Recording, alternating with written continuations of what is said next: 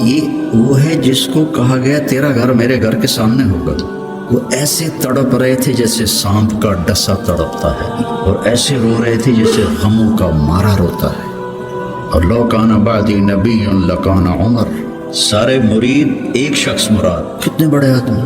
تو موت کی آہٹ محسوس کی تو عبداللہ بن عمر نے گود میں سر رکھا ہوا تھا. کہنے لگے عبداللہ میرا سر زمین پہ ڈال دے. انہوں نے سر زمین پہ رکھ دی تو اپنا چہرہ زمین ایسے رگڑنا شروع کیا، ایسے ویل لک یا عمر ان لم یغفر لک ربک. یہ کہنا شروع کیا، ویل لک یا عمر ان لم یغفر لک ربک، ویل لک یا عمر، ویل لک ولامک یا عمر ان لم یغفر لک ربک. یہ کہتے کہتے جان نکل گئی. تو حضرت عائشہ روئی جا رہی تھی اور ان کی بڑی چادر آنسوں سے بھیگ چکی تھی، ساری چادر. جب وہ آئے تو کہنے لگے اماں جان آپ کیوں رو رہی؟ آپ کے اور نبی کی ملاقات میں صرف اتنی دیر ہے کہ یہ جان نکلے اور آپ اللہ کے رسول کے پاس پہنچ جائیں. کہنے لگے عبداللہ مجھے دھوکہ نہ دو، کاش میری ماں نے مجھے جنا ہی نہ ہوتا. اپنی ذات کو نہ بھولو، اپنی ذات کو سامنے رکھو گے تو آپ ترقی کرو گے. اپنی ذات کو بھلا دو گے اور عیب پکڑتے پکڑتے، کمیاں پکڑتے پکڑتے آپ کو اپنا آپ بھول جائے گا.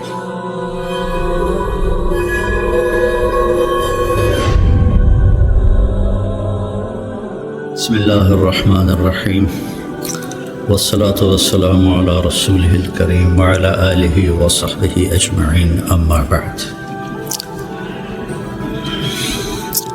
انبیاء کی محنت اور تحریک میں فرق ہے بہت واضح اور بڑا. تحریک میں اپنی ذات سے صرف نظر ہوتا ہے اور اوروں کو سامنے رکھ کر نظام بنتا ہے. انبیاء کی محنت میں اپنی ذات کی طرف ساری محنت ہوتی ہے اور اس کے ساتھ ساتھ اوروں پر محنت ہوتی ہے. امرت ان اکون اول من اسلم،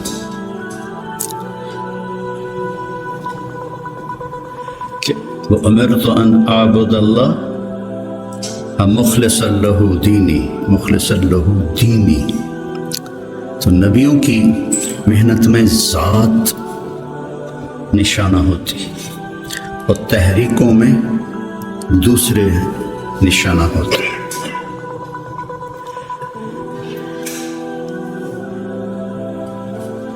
اس سے اپنی ذات بنتی ہے. آپ لوگ چونکہ پڑھانے کے ساتھ لگے ہوئے ہیں تو آپ کے سامنے فلاں لڑکا یہ کر رہا ہے، فلاں یہ کر رہا ہے، اس کا یہ مسئلہ ہے، اس کا یہ مسئلہ ہے، اس کے لیے کیا کرنا ہے، اس کے لیے کیا کرنا ہے. تو اپنا آپ یاد نہیں رہتا اور معاملہ تو میرے ساتھ ہونا ہے کہ مجھ سے میرے اللہ نے پوچھنا ہے. یا ابن آدم اعطیتک وخولتک وانعمت علیک ارنی ماذا صنعت فیہا. یہ تو مجھ سے سوال ہوگا. یہ تو نہیں پوچھا جائے گا مجھ سے کہ حسنین کے لڑکوں کا علم کیسا تھا اور ان کی استعداد کیسی تھی. یہ تو براہ راست مجھ سے سوال. یجاء بابن آدم، پوری حدیث یاد ہے، یجاء بابن آدم یوم القیامت فیوقف بین یدی اللہ تعالی کأنہ بذج. بذج کا مطلب جانتے ہیں؟ بکری کا بچہ جو نوزائید ہوتا ہے، پیدا ہوتے ہی وہ کھڑا ہوتا ہے تو اس کی ٹانگیں کانپتی ہیں ایسے ایسے، چونکہ ٹانگوں میں جان نہیں ہوتی تو پھر وہ ایسے ایسے کانپتا ہے، پھر گر پڑتا ہے. یہ تو ہم گاؤں میں رہتے ہیں، ہم نے کئی دفعہ دیکھا. پھر کھڑا ہوتا ہے، پھر گر جاتا ہے. اس عمر کے بکری کے بچے کو بذج کہتے ہیں. فکأنہ بذج، ایسے ہو رہا ہوگا. اللہ کہے گا یا ابن آدم اعطیتک وخولتک وانعمت علیک ارنی ماذا صنعت فی لا تزال قدم عبد حتى يسأل عن اربع ہے نا.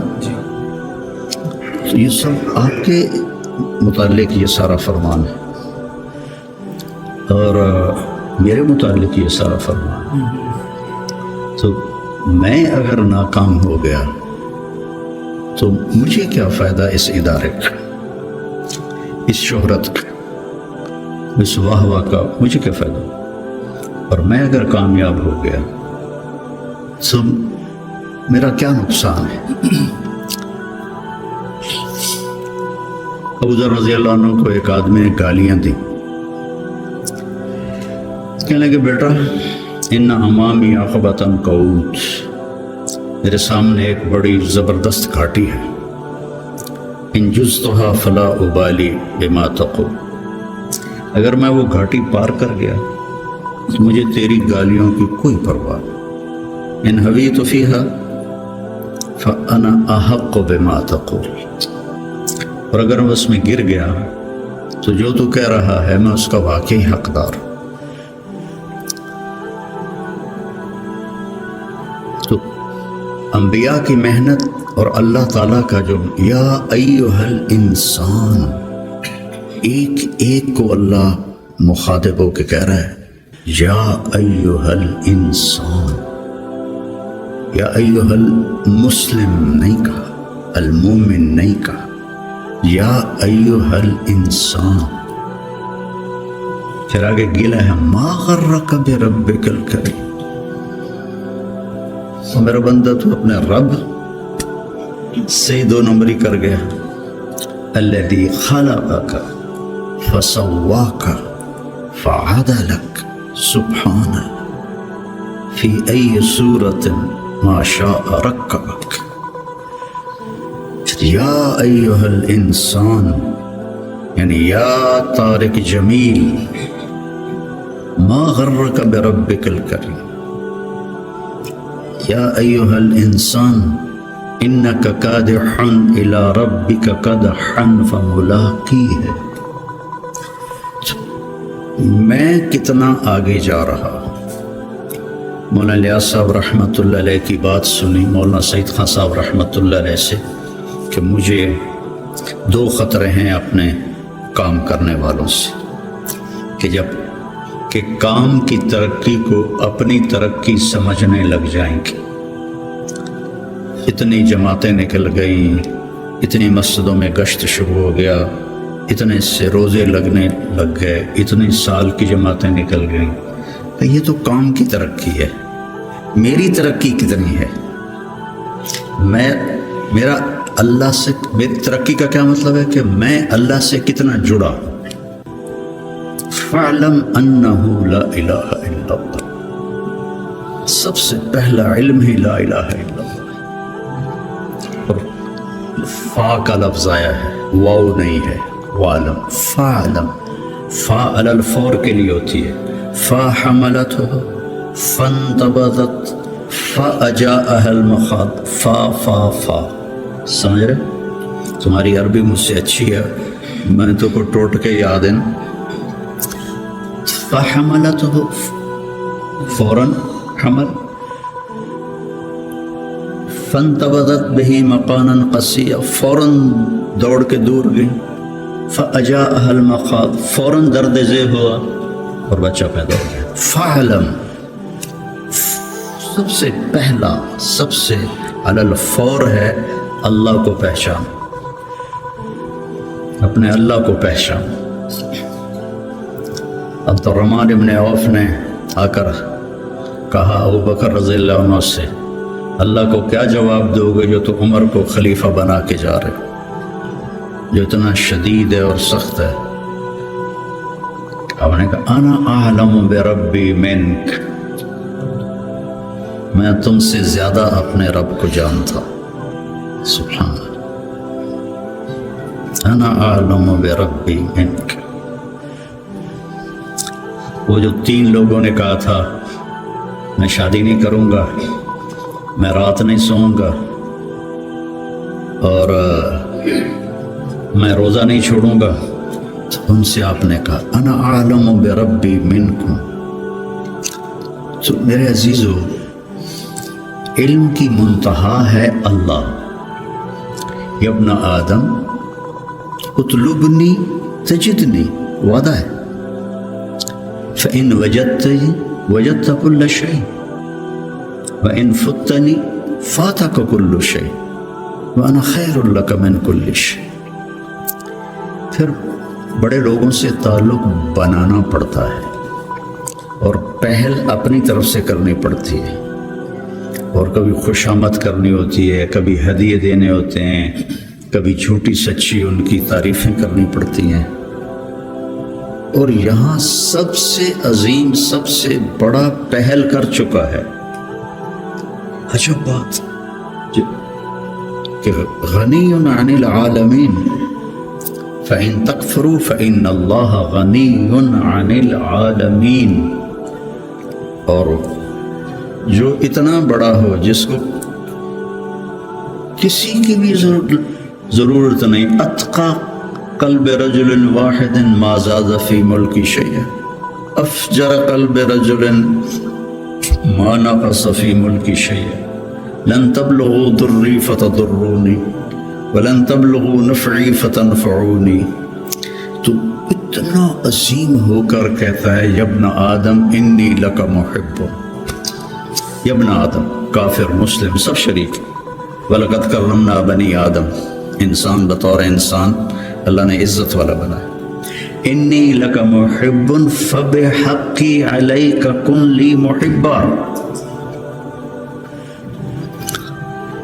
اتنی بڑی بات یہ میرے آپ جیسے گندے انسانوں کے لیے.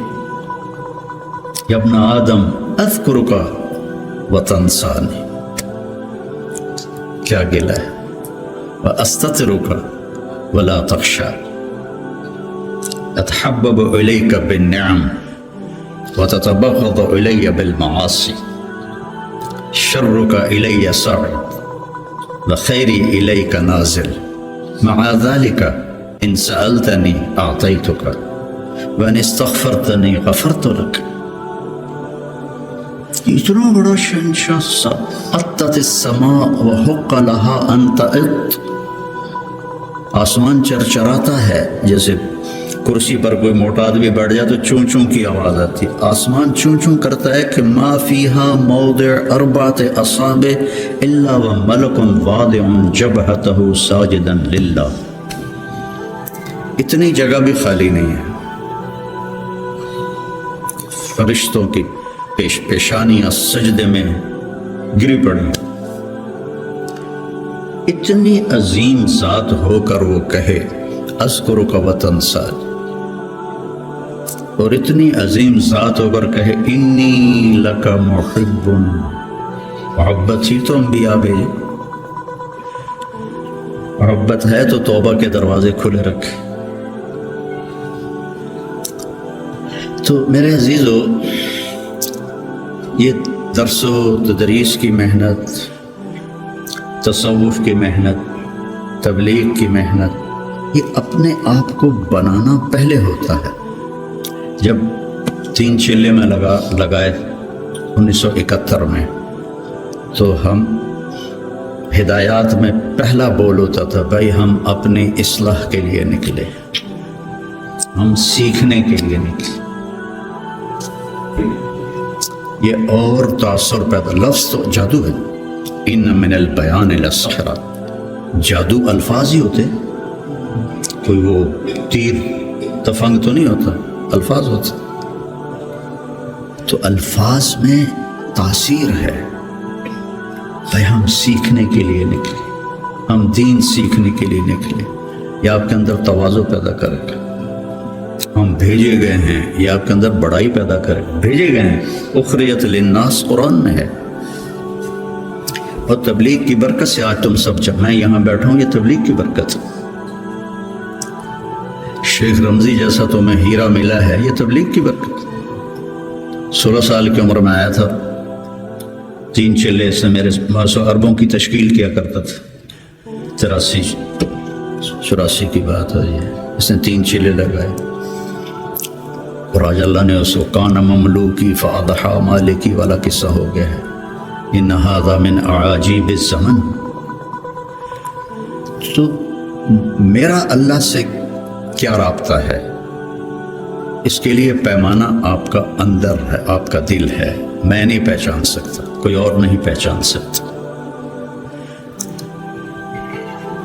مسروق ابن اجدع فرماتے ہیں رحمہ اللہ کہ صحبت 70 نبی صحابیہ، کہ میں نے 70 صحابہ کی صحبت اٹھائی. سے مراد ہے کئی صحابہ. 70 کا لفظ عدد کے لیے نہیں ہوتا، کثرت کے لیے ہوتا ہے. تو میں نے ان سب کا علم 6 آدمیوں میں دیکھا.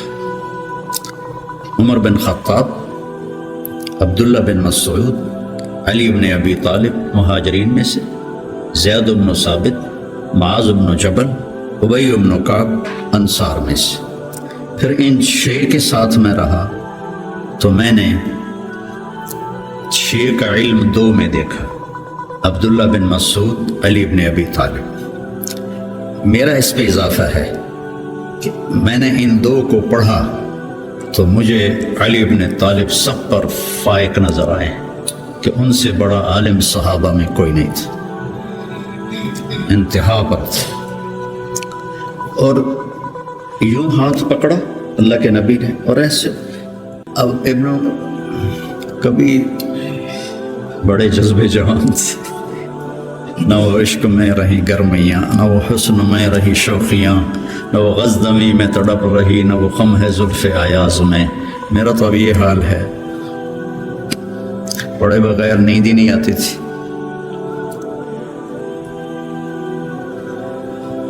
سب سے زیادہ حضرت علی کے فضائل ہیں، سب سے زیادہ. مرتبہ وہی ہے جو اہل السنت والجماعت کا ہے، لیکن آپ پڑھیں البدایہ والنہایہ، جب ترجمہ کا لفظ آتے ہیں تو سب سے زیادہ حضرت علی رضی اللہ عنہ کے فضائل. اور یہ فضیلت ان کی بڑی بلند و بالا ہے. ایسے ہاتھ پکڑ کے یہاں لگایا، یا علی اطرت ان یکون منزلک مقابل منزلی فی الجنہ. حضرت فاطمہ کی وجہ سے نا کتنا بڑا مقام ہے. اور زرار ابن زمرہ کنانی فرماتے ہیں وَلَقَدْ رَأَيْتُهُ فِي بَعْضِ مَوَاقِفِهِ وَقَدْ أَرْخَى اللَّيْلُ سُدُولُهُ وَغَارَتْ نُجُومُهُ وَهُوَ قَائِمٌ فِي الْمِحْرَابِ يَتَمَلْمَلُ تَمَلْمُلَ السَّلِيمِ. سانپ کا ڈسا ہوا تململ السلیم، وہ ایسے تڑپ رہے تھے جیسے سانپ کا ڈسا تڑپتا ہے. وَيَبْكِي بُكَاءَ الْحَزِينِ، اور ایسے رو رہے تھے جیسے غموں کا مارا روتا ہے. یہ وہ ہے جس کو کہا گیا تیرا گھر میرے گھر کے سامنے ہوگا. وَيَقُولُ لِلدُّنْيَا إِلَيَّ تَغَرَّرْتِ، مجھے دھوکہ دینے آئی ہے. إِلَيَّ تَشَوَّقْتِ، میرے شوق میں آئی ہے. لِيَّ تَشَوَّفْتِ، مجھے جھانکیاں ڈالتی ہے.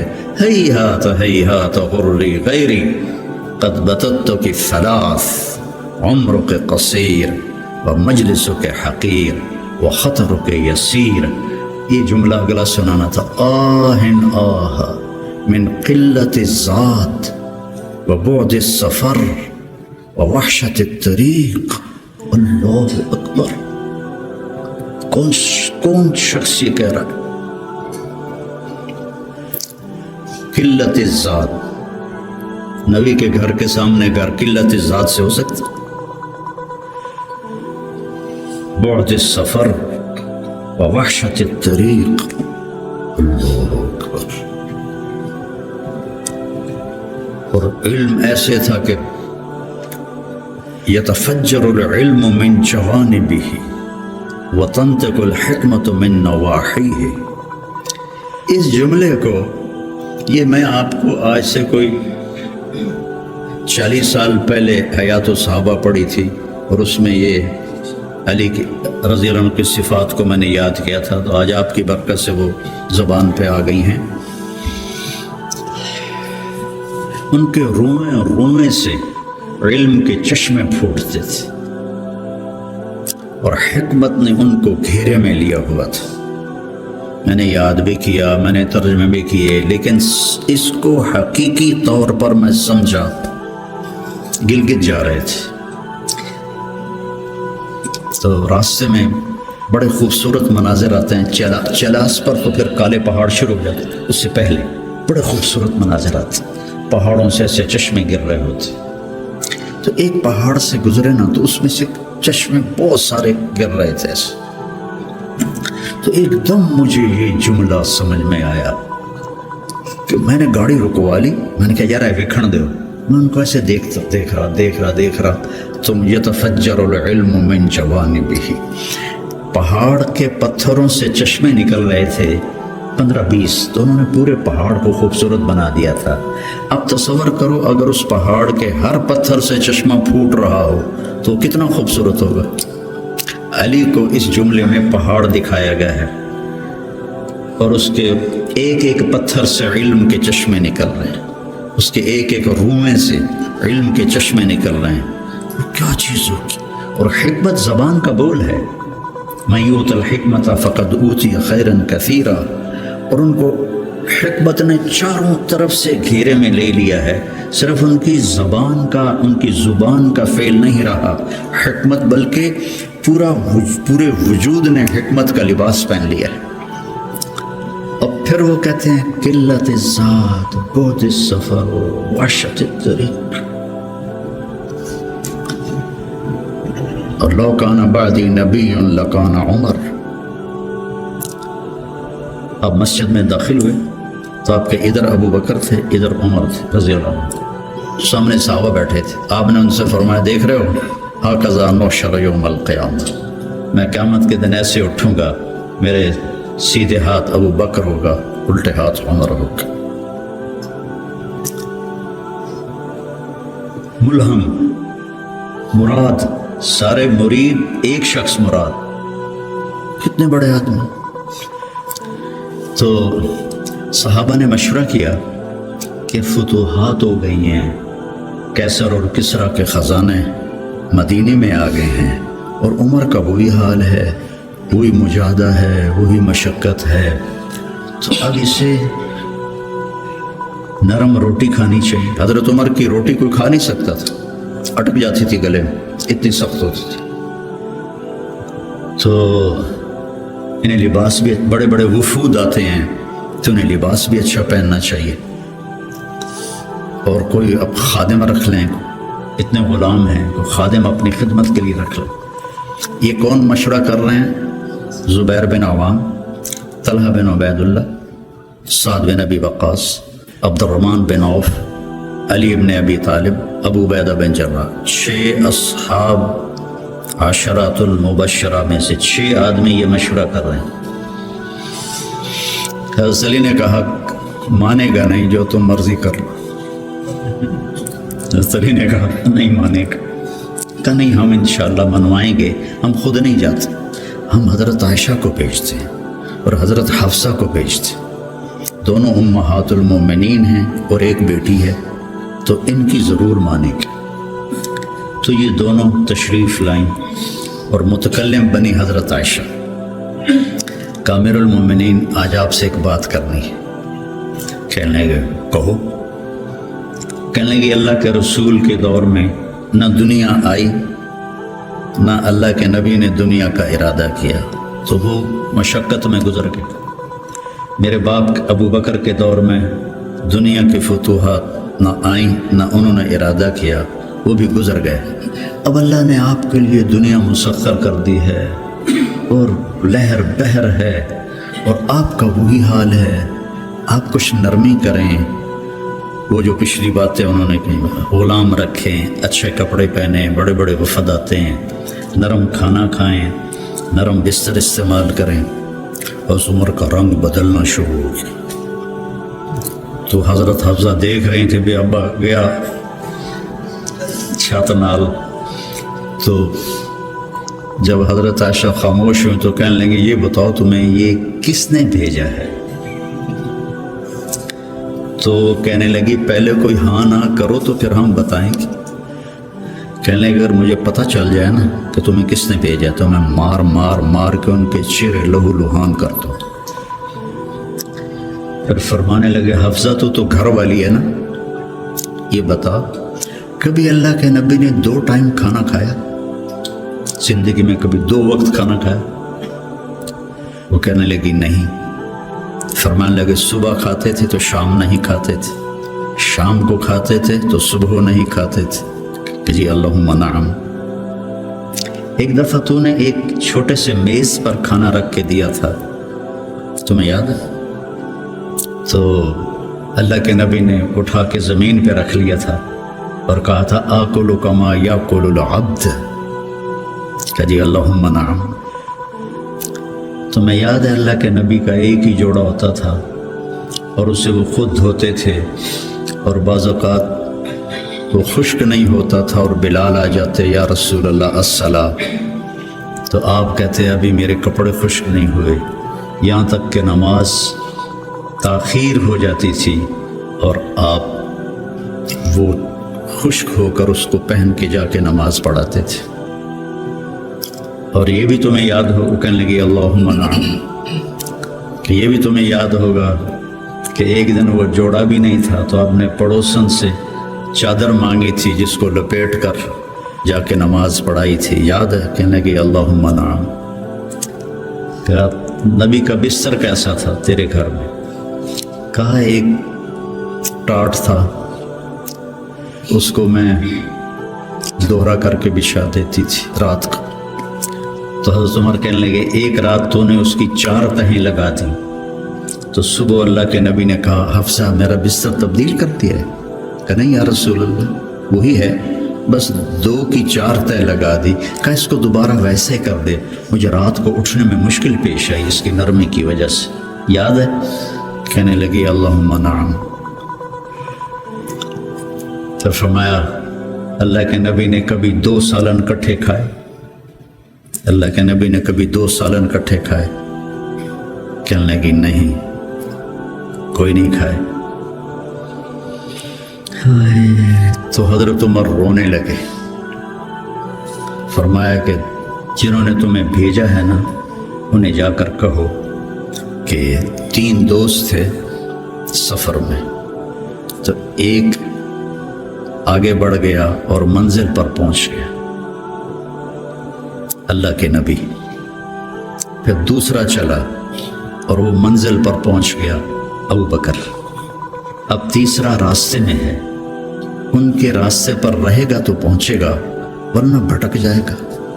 والذی نفسی بیدہ، اس رب کی قسم جس کے قبضے میں میری جان ہے، میں اپنے آپ کو اسی حال پہ رکھوں گا حتی تلحق روحی باللہ، یہاں تک کہ میں اپنے رب کے ساتھ جا کے مل جاؤں.